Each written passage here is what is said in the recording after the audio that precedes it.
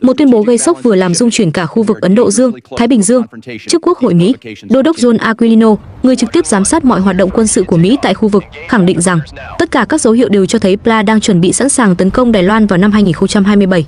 Đây không phải là lời cảnh báo mang tính chính trị, mà là đánh giá chiến lược dựa trên tốc độ bành trướng quân sự nhanh nhất của Trung Quốc kể từ Thế chiến II. Chỉ trong vài năm, hơn 400 máy bay chiến đấu mới, hàng chục tàu chiến cỡ lớn và kho tên lửa tăng gấp đôi đã khiến thế giới phải nhìn lại cán cân sức mạnh đang thay đổi chóng mặt. Trong bối cảnh đó, những cuộc tập trận mô phỏng phong tỏa, hàng chục phi vụ áp sát mỗi ngày và tín hiệu cứng rắn từ Bắc Kinh dường như đang hoàn thiện một bức tranh chiến lược đầy u ám. Liệu năm 2027 có phải là thời điểm bùng nổ một biến cố lịch sử, hay chỉ là mốc đánh dấu cho tham vọng sâu xa hơn của Trung Quốc? Hãy tiếp tục theo dõi video để khám phá toàn bộ sự thật đằng sau cảnh báo khiến Mỹ và cả thế giới phải lo ngại này. Trong bối cảnh tình hình khu vực Ấn Độ Dương và Thái Bình Dương ngày càng phức tạp, một trong những diễn biến gây chú ý nhất chính là sự mở rộng lực lượng quân sự của Trung Quốc với tốc độ vượt xa những gì thế giới từng chứng kiến trong nhiều thập kỷ. Điều làm các chuyên gia quân sự sửng sốt không chỉ là quy mô hiện đại hóa của quân giải phóng nhân dân Trung Quốc, mà còn là cách họ tăng tốc trong thời gian ngắn, tạo ra thay đổi lớn trong cán cân sức mạnh khu vực. Đô đốc John Aquilino, người đứng đầu Bộ Tư lệnh Ấn Độ Dương-Thái Bình Dương của Mỹ, đã mô tả các hoạt động này như một bước nhảy vọt về năng lực và cảnh báo rằng PLA đang tiến gần đến mục tiêu mà Bắc Kinh đặt ra cho năm 2027. Đây là thời điểm nhạy cảm, được nhiều chuyên gia xem như mốc quan trọng mà Trung Quốc có thể đạt trạng thái sẵn sàng cho mọi kịch bản liên quan đến Đài Loan. Trong 3 năm nắm quyền, Đô đốc Aquilino đã quan sát sự thay đổi mạnh mẽ của PLA. Ông cho biết Trung Quốc đã bổ sung hơn 400 máy bay chiến đấu thuộc các dòng hiện đại, cải thiện khả năng tác chiến đa nhiệm và hoạt động trong môi trường nhiễu động cao. Việc sở hữu số lượng lớn máy bay chiến đấu không chỉ thể hiện tiềm lực công nghiệp quốc phòng, mà còn cho thấy Trung Quốc đang hướng đến khả năng kiểm soát vùng trời quanh Đài Loan và mở rộng phạm vi tấn công trong khu vực. Cùng lúc đó, hơn 20 tàu chiến lớn mới được hạ thủy và đưa vào hoạt động, bao gồm các tàu khu trục trang bị radar mảng pha tiên tiến và khả năng phóng tên lửa tầm xa. Với đội tàu chiến ngày càng gia tăng, PLA đang dần thu hẹp khoảng cách với các lực lượng hải quân hàng đầu thế giới. Một điểm nổi bật khác là sự mở rộng kho tên lửa của Trung Quốc.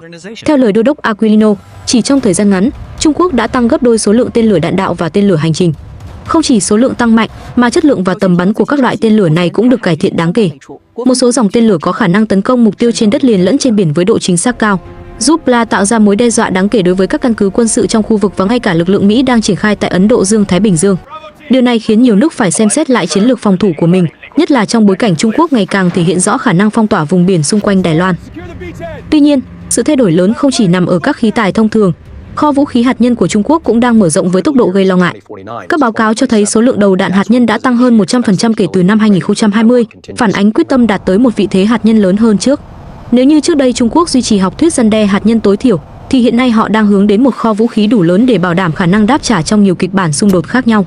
Sự thay đổi này khiến các cơ quan tình báo và giới phân tích nhận định rằng Trung Quốc đang muốn có nhiều lựa chọn hơn trong chiến lược an ninh, không chỉ giới hạn trong việc phòng thủ lãnh thổ. Điều đáng chú ý là tiến trình hiện đại hóa quân sự của Trung Quốc diễn ra trong bối cảnh nền kinh tế nước này đang đối mặt nhiều thách thức. Dù kinh tế chịu ảnh hưởng bởi các biến động toàn cầu và các vấn đề nội tại, ngân sách quốc phòng Trung Quốc vẫn tăng mạnh từ 192 tỷ đô la lên hơn 223 tỷ đô la trong vài năm gần đây. Sự ưu tiên này cho thấy Bắc Kinh xem quốc phòng là yếu tố cốt lõi trong chiến lược dài hạn, bất kể những khó khăn của kinh tế trong nước. Việc duy trì và đẩy mạnh đầu tư quốc phòng trong giai đoạn khó khăn cũng phản ánh quyết tâm của Trung Quốc trong việc củng cố sức mạnh PLA và đạt mục tiêu xây dựng quân đội đẳng cấp thế giới vào năm 2027. Bên cạnh việc tăng cường lực lượng, PLA còn thay đổi cách họ hoạt động trên thực địa. Các cuộc tập trận của Trung Quốc không còn mang tính chất phòng thủ như trước mà chuyển sang mô phỏng các chiến dịch có cấu trúc rõ ràng, trong đó có phong tỏa, tấn công đồng thời và kiểm soát toàn diện vùng biển xung quanh Đài Loan.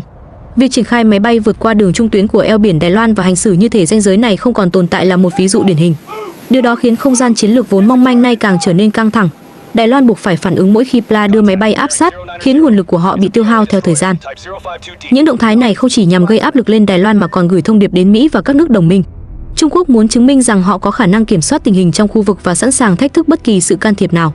Sự xuất hiện của các tàu chiến lớn, máy bay ném bom tầm xa và tên lửa có khả năng tấn công chính xác cho thấy một chiến lược nhất quán, hướng đến khả năng tác chiến đa chiều. Điều này làm tăng lo ngại rằng PLA đang từng bước chuẩn bị cho một chiến dịch quy mô nếu tình hình buộc họ phải hành động. Song song với sự hiện đại hóa quân sự, Trung Quốc cũng tập trung phát triển các năng lực hỗ trợ khác như chiến tranh mạng, chiến tranh điện tử và hệ thống giám sát vệ tinh. Tất cả những yếu tố này cho phép PLA phối hợp hiệu quả hơn trong các hoạt động phức tạp, đồng thời làm suy yếu khả năng phản ứng của đối thủ trong những giờ đầu nếu xảy ra xung đột. Khi các năng lực này kết hợp lại, bức tranh tổng thể mà PLA đang xây dựng trở nên rõ ràng hơn, dù ý định cuối cùng của họ vẫn chưa được công khai một cách tường minh. Nhìn chung, những hành động quân sự của Trung Quốc trong thời gian qua không chỉ phản ánh sự tăng trưởng về mặt số lượng mà còn là sự thay đổi về chất lượng, nơi PLA ngày càng tiến gần đến hình mẫu của một lực lượng hiện đại, đa năng và có khả năng triển khai sức mạnh vượt ra ngoài phạm vi truyền thống. Khi năng lực ấy tiếp tục tăng lên, Mốc thời gian 2027 mà nhiều lãnh đạo quân sự Mỹ nhắc đến càng khiến dư luận quan tâm hơn. Bởi đó là thời điểm mà PLA có thể đạt trạng thái đủ mạnh để thực hiện những mục tiêu chiến lược mà Trung Quốc đã đề ra trong nhiều năm qua.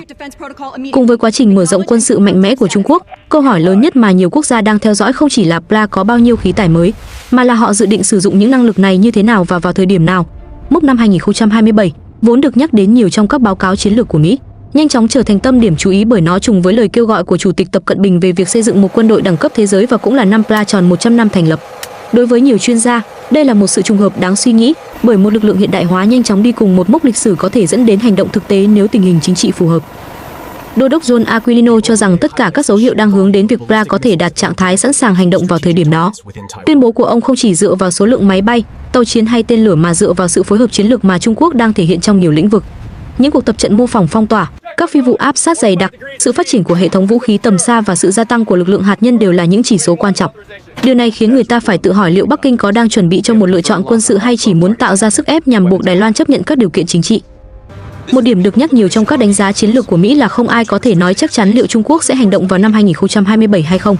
Giám đốc cơ quan tình báo Trung ương Mỹ William Burns từng khẳng định rằng dù ông Tập đã yêu cầu PLA đạt trạng thái sẵn sàng, điều đó không đồng nghĩa với việc Bắc Kinh đã quyết định hành động. Đây là sự mơ hồ cố ý, một chiến thuật thường xuất hiện trong chiến lược của Trung Quốc nhằm tạo lợi thế về tâm lý. Khi không có sự khẳng định rõ ràng, mọi đối thủ đều phải duy trì mức độ cảnh giác cao, điều này làm tăng chi phí an ninh của họ và khiến họ phải phân tán nguồn lực. Nhiều tướng lĩnh Mỹ cũng chia sẻ quan điểm thận trọng này. Chủ tịch Hội đồng Tham mưu trưởng Liên quân Mỹ Charles Q. Brown Jr. từng bày tỏ rằng ông không tin việc Trung Quốc nhất thiết muốn thống nhất Đài Loan bằng vũ lực. Quan điểm này phản ánh sự hiểu biết về rủi ro mà Bắc Kinh phải đối mặt nếu phát động một chiến dịch quân sự. Một cuộc xung đột quy mô lớn tại eo biển Đài Loan sẽ kéo theo phản ứng từ Mỹ và nhiều đồng minh, tạo ra những hậu quả khó lường cho nền kinh tế Trung Quốc. Điều đó khiến nhiều người cho rằng Bắc Kinh có thể muốn giữ lựa chọn quân sự như một biện pháp răn đe hơn là sử dụng ngay lập tức. Trên đảo Đài Loan, các nhà chức trách hiểu rõ tính phức tạp của tình hình. Người phát ngôn cơ quan đối ngoại Jeff Liu cho biết họ không thể dự đoán khi nào Trung Quốc sẽ hành động.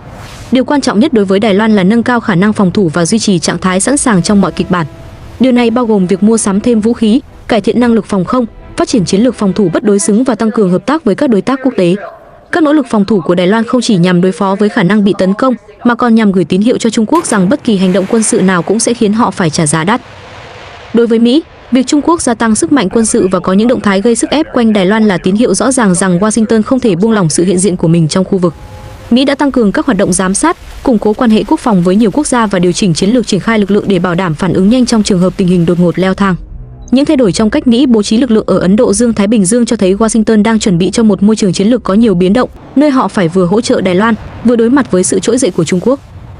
Mốc năm 2027 càng trở nên đáng chú ý khi xem xét cách PLA tăng cường hoạt động trong thực tế. Việc vượt qua đường trung tuyến eo biển gần như mỗi ngày, tổ chức các cuộc tập trận mô phỏng tấn công và phối hợp các lực lượng trong những chiến dịch phức tạp cho thấy đây không chỉ là sự thể hiện sức mạnh đơn thuần. Nhiều chuyên gia nhận định các cuộc diễn tập của PLA đang ngày càng giống các tình huống thực tế. Các lực lượng không quân, hải quân và tên lửa hoạt động theo các mô hình mà nếu cần, chỉ cần một mệnh lệnh là có thể chuyển từ trạng thái diễn tập sang trạng thái chiến đấu. Đài Loan, trong khi đó, luôn phải duy trì khả năng phản ứng nhanh trước các động thái này. Mỗi khi máy bay PLA vượt qua đường trung tuyến, lực lượng phòng vệ Đài Loan phải triển khai máy bay và điều này tạo ra áp lực lớn về nguồn lực. Khi tần suất vượt đường trung tuyến gia tăng, chi phí cho việc duy trì hoạt động phòng vệ cũng tăng theo. Đây chính là một phần trong chiến thuật gây sức ép của Trung Quốc, khiến đối thủ phải tiêu hao nguồn lực một cách đều đặn mà không cần sử dụng đến vũ lực trực tiếp. Ngoài ra, việc PLA mở rộng năng lực tên lửa và khả năng tấn công tầm xa cũng khiến Đài Loan phải tính đến các kịch bản khó khăn hơn. Nếu Trung Quốc thực hiện một chiến dịch tấn công, các cơ sở hạ tầng quan trọng của Đài Loan có thể bị đe dọa ngay từ những giờ đầu tiên. Điều này buộc Đài Loan phải đầu tư mạnh vào các hệ thống phòng thủ tên lửa và nâng cao khả năng phân tán lực lượng để giảm thiểu thiệt hại nếu xảy ra tấn công bất ngờ. Tuy vậy, sự không rõ ràng về ý định cuối cùng của Trung Quốc vẫn là yếu tố khiến tình hình trở nên căng thẳng hơn. Bắc Kinh liên tục tuyên bố rằng họ ưu tiên giải pháp hòa bình nhưng sẽ không loại trừ biện pháp quân sự nếu các phương án khác thất bại. Điều này đặt Đài Loan và Mỹ vào trạng thái không thể lơ là. Họ không biết khi nào một hành động quân sự có thể xảy ra, nhưng họ hiểu rằng mọi động thái của PLA đều mang ý nghĩa chiến lược và có thể dẫn tới một thay đổi lớn trong môi trường an ninh của khu vực.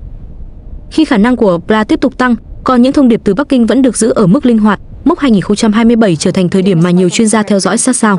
Không ai biết liệu Trung Quốc có hành động hay không, nhưng những gì đang diễn ra khiến mốc này trở thành một điểm thời gian quan trọng, nơi năng lực quân sự, mục tiêu chính trị và môi trường chiến lược cùng hội tụ, tạo ra nhiều câu hỏi chưa có lời giải rõ ràng. Song song với việc mở rộng quy mô quân sự và gia tăng các tín hiệu chiến lược, Trung Quốc trong những năm gần đây cũng đẩy mạnh các hoạt động gây sức ép trực tiếp lên Đài Loan. Đây không còn là những hành động rời rạc mang tính phô diễn mà dần trở thành một chuỗi hoạt động có tổ chức, liên tục và được nâng cấp theo từng giai đoạn. Những diễn biến này khiến không gian an ninh tại eo biển Đài Loan trở nên căng thẳng hơn, đồng thời làm cộng đồng quốc tế quan tâm nhiều hơn đến khả năng PLA đang từng bước thử nghiệm các kịch bản phong tỏa và áp chế hòn đảo này. Một trong những dấu hiệu rõ nhất thể hiện sự leo thang là số lượng máy bay quân sự PLA xuất hiện xung quanh Đài Loan ngày càng nhiều và theo tần suất dày đặc hơn bao giờ hết. Trong khoảng thời gian 24 giờ, lực lượng phòng vệ Đài Loan từng phát hiện đến 32 máy bay PLA hoạt động xung quanh đảo, trong đó nhiều chiếc vượt qua đường trung tuyến của eo biển. Việc vượt qua đường trung tuyến từng được xem là động thái hiếm hoi, nhưng hiện nay đã trở thành hình ảnh quen thuộc. Điều này tạo áp lực buộc Đài Loan phải liên tục điều động lực lượng để theo dõi và ngăn chặn, khiến nguồn lực quốc phòng của họ bị tiêu hao từng ngày. Không chỉ hoạt động trên không, các cuộc tập trận trên biển của PLA cũng phản ánh mục tiêu chiến lược của Trung Quốc một cách rõ nét hơn. Trong nhiều cuộc diễn tập, tàu chiến Trung Quốc di chuyển theo đội hình bao quanh Đài Loan, mô phỏng các tuyến phong tỏa với ý đồ cắt đứt đường tiếp tế của đảo. Khi kết hợp với hoạt động của máy bay chiến đấu, máy bay trinh sát và tên lửa tầm xa, bức tranh tổng thể cho thấy PLA đang tập dượt cho khả năng phong tỏa nhiều lớp. Những hoạt động này không chỉ gửi thông điệp cảnh báo đến Đài Loan mà còn là phép thử phản ứng của Mỹ và các nước đồng minh nhằm đánh giá mức độ sẵn sàng can thiệp của họ trong trường hợp căng thẳng leo thang. Nhiều nhà quan sát nhận định PLA đã và đang tiến hành các bài tập mô phỏng tấn công theo kịch bản thực tế, trong đó nhiều lực lượng phối hợp cùng lúc. Không quân thực hiện các hoạt động áp sát ở nhiều hướng, trong khi hải quân triển khai đội hình bao vây và lực lượng tên lửa mô phỏng khả năng tấn công vào những vị trí quan trọng. Những bài tập này được thực hiện nhiều lần trong năm, tạo nên một mô hình hoạt động có tính nhịp điệu. Đài Loan phải đối mặt với áp lực ngày càng tăng khi các hoạt động diễn tập của PLA có thể chỉ cần một lệnh là chuyển thành hành động thực sự. Trước những động thái dồn dập, Đài Loan liên tục phải nâng cao cảnh giác. Mỗi khi PLA điều động máy bay vượt đường trung tuyến, không quân Đài Loan phải xuất kích để theo dõi. Điều này không chỉ gây áp lực về mặt quân sự mà còn tạo ra sự căng thẳng tâm lý trong xã hội. Người dân Đài Loan đã quá quen với các cảnh báo về hoạt động quân sự, nhưng sự gia tăng mạnh mẽ trong tần suất khiến không khí bất an ngày càng rõ rệt. Những động thái này, dù không phải là hành động chiến tranh trực tiếp, vẫn đủ để khiến hòn đảo rơi vào trạng thái phòng thủ kéo dài. Ngoài các hoạt động quân sự truyền thống, PLA còn tăng cường khả năng chiến tranh hỗn hợp, bao gồm chiến tranh mạng, chiến tranh tâm lý và chiến tranh thông tin. Những hình thức này giúp Trung Quốc gây áp lực lên Đài Loan mà không cần khai hỏa. Nhiều chuyên gia nhận định PLA đang sử dụng chiến lược cắt lát từng phần, trong đó Trung Quốc liên tục đẩy giới hạn của các hoạt động quân sự để từng bước tạo ra một hiện trạng mới mà thế giới dần buộc phải chấp nhận. Khi các hoạt động áp sát diễn ra quá thường xuyên, chúng trở thành bình thường mới và phía Đài Loan bị đẩy vào trạng thái phòng thủ liên tục. Mỹ theo dõi sát sao các hoạt động này và coi chúng là thành phần quan trọng trong đánh giá năng lực thực tế của PLA. Đô đốc Aquilino cho rằng đây là dấu hiệu của một giai đoạn nguy hiểm mới, nơi PLA không chỉ thể hiện sức mạnh mà còn thử nghiệm các phương án bao vây và phong tỏa Đài Loan. Mỗi đợt tăng cường hoạt động quân sự đều mang ý nghĩa chiến lược, cho phép PLA đánh giá phản ứng của Đài Loan và Mỹ, từ đó điều chỉnh kế hoạch cho phù hợp. Sự phối hợp giữa không quân, hải quân và lực lượng tên lửa trong các đợt tập trận được xem là một bước tiến lớn trong khả năng tác chiến của Trung Quốc, phản ánh một hệ thống quân sự đang dần hoàn thiện. Tất cả những diễn biến này làm tăng thêm lo ngại về nguy cơ xung đột có thể xảy ra do nhầm lẫn hoặc tính toán sai lầm. Khi lực lượng hai bên hoạt động gần nhau, một sự cố nhỏ cũng có thể gây ra phản ứng dây chuyền dẫn đến tình huống vượt ngoài kiểm soát. Trong môi trường căng thẳng hiện nay, sai lầm chiến thuật hay va chạm không chú ý hoàn toàn có thể trở thành nguyên nhân châm ngòi cho một cuộc khủng hoảng. Đây là điều mà cộng đồng quốc tế lo ngại nhất, bởi khi căng thẳng leo thang liên tục, khoảng cách giữa hòa bình và xung đột trở nên mong manh. Sự hiện diện ngày càng thường xuyên của PLA cũng mang đến nhiều thách thức đối với Mỹ và các đồng minh trong khu vực. Washington phải vừa duy trì khả năng răn đe, vừa tránh leo thang căng thẳng một cách không cần thiết. Điều này đòi hỏi khả năng cân bằng chiến lược rất tinh tế. Nếu Mỹ phản ứng quá mạnh, nguy cơ đối đầu trực tiếp có thể tăng. Nếu phản ứng quá yếu, Trung Quốc có thể cảm thấy tự tin hơn trong các hoạt động gây sức ép. Trong bối cảnh đó, sự tính toán cẩn trọng của Mỹ trở thành yếu tố quan trọng trong việc duy trì ổn định khu vực. Khi PLA tiếp tục mở rộng tần suất và quy mô hoạt động, vùng trời và vùng biển quanh Đài Loan ngày càng trở nên phức tạp. Các lực lượng quân sự phải luôn duy trì tình trạng sẵn sàng, đồng thời liên tục điều chỉnh chiến thuật để đối phó với những thay đổi nhỏ nhất trong cách PLA triển khai lực lượng. Không gian chiến lược tại đây như một bàn cờ đầy biến động, nơi mỗi bước đi đều có thể dẫn đến sự thay đổi lớn trong cục diện chung. Trong bối cảnh tất cả những hoạt động ấy diễn ra ngày một dày đặc, mối quan hệ giữa khả năng quân sự và mục tiêu chính trị của Trung Quốc trở nên khó đoán hơn. Những diễn biến quanh Đài Loan cho thấy PLA đang củng cố khả năng phong tỏa và khống chế khu vực, tạo ra môi trường chiến lược mà họ có thể tận dụng trong các kịch bản tương lai. Việc PLA tiếp tục gây sức ép khiến tình hình không chỉ căng thẳng mà còn tiềm ẩn nhiều rủi ro, và sự biến động này chắc chắn sẽ tiếp tục thu hút sự quan tâm của thế giới trong những năm tới. Khi nhìn lại toàn bộ những diễn biến trong nhiều năm gần đây, có thể thấy môi trường an ninh ở eo biển Đài Loan đang dần bước vào một giai đoạn đầy nhạy cảm, nơi mỗi động thái của Trung Quốc, Mỹ và Đài Loan đều mang theo những ảnh hưởng sâu rộng đối với cục diện khu vực. Sự hiện đại hóa quân sự chưa từng có của Trung Quốc, với tốc độ nhanh và quy mô lớn, đã tạo ra thay đổi đáng kể trong cán cân sức mạnh. Những con số về máy bay chiến đấu, tàu chiến mới và kho tên lửa đang mở rộng không chỉ phản ánh năng lực mà còn cho thấy sự nhất quán trong mục tiêu chiến lược mà Bắc Kinh đang theo đuổi. Khi các lực lượng này kết hợp cùng sự phát triển của năng lực hạt nhân, chiến tranh mạng và khả năng tác chiến phối hợp, Trung Quốc đang từng bước tiến đến hình mẫu của một quân đội đủ mạnh để tạo áp lực thực tế lên Đài Loan và đối phó với sự can thiệp từ bên ngoài. Trong khi đó, Mỹ theo dõi sát sao các chuyển động này và liên tục điều chỉnh chiến lược để bảo đảm rằng họ vẫn duy trì được khả năng răn đe hiệu quả. Điều này làm tăng thêm mức độ phức tạp của tình hình, bởi mỗi bên đều có tính toán riêng, và những tính toán đó không phải lúc nào cũng phản ánh rõ ý định thực sự. Đài Loan đứng giữa hai cường quốc, đối mặt với áp lực ngày càng lớn từ các hoạt động áp sát của Ba. Họ buộc phải tăng cường phòng thủ, cải thiện năng lực phản ứng và xây dựng chiến lược đối phó với nhiều kịch bản khác nhau. Căng thẳng vì vậy không chỉ nằm trong sự đối đầu quân sự, mà còn trong trạng thái tâm lý kéo dài đối với người dân và lực lượng phòng vệ của hòn đảo. Những cuộc tập trận quy mô lớn, những phi vụ vượt đường trung tuyến và các bài diễn tập mô phỏng phong tỏa đang khiến khu vực ngày càng khó giữ ổn định. Mặc dù chưa có dấu hiệu cho thấy một cuộc tấn công sắp xảy ra, nhưng tần suất và quy mô của các hoạt động quân sự lại cho thấy Pla đang muốn làm quen với điều kiện thực địa và thử nghiệm những phương án có thể sử dụng trong tương lai. Đây chính là điều khiến nhiều chuyên gia lo ngại, căng thẳng có thể leo thang không phải vì một quyết định chính trị dứt khoát, mà vì một sự cố nhỏ hoặc hiểu lầm trên thực địa. Sự mơ hồ về ý định của Trung Quốc khiến mốc thời gian 2027 càng trở nên đáng chú ý.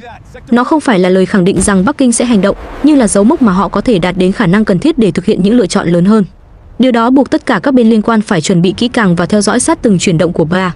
Khi năng lực quân sự, mục tiêu chính trị và áp lực chiến lược giao thoa với nhau, môi trường an ninh quanh Đài Loan chắc chắn sẽ tiếp tục là tâm điểm chú ý của thế giới trong thời gian tới. Nếu bạn muốn hiểu rõ hơn về các chuyển động quân sự, các chiến lược khu vực và những yếu tố đang định hình tương lai an ninh châu Á, hãy tiếp tục theo dõi và đồng hành cùng chúng tôi. Đừng quên nhấn đăng ký kênh Hồ sơ Quân giới để không bỏ lỡ những phân tích sâu sắc nhất về quân sự, địa chính trị và các sự kiện quốc tế quan trọng.